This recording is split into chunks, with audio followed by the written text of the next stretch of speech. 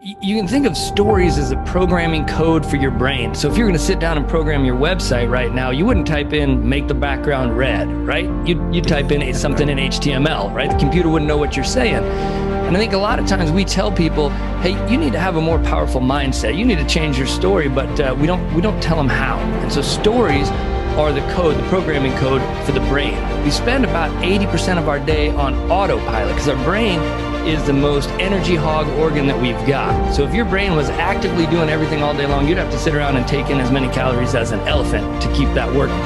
So in order to not be doing that, we create these filters and these orders and these patterns for the world so we can set everything on about 80% autopilot, and our brain's only actively helping us out for 20% of the day.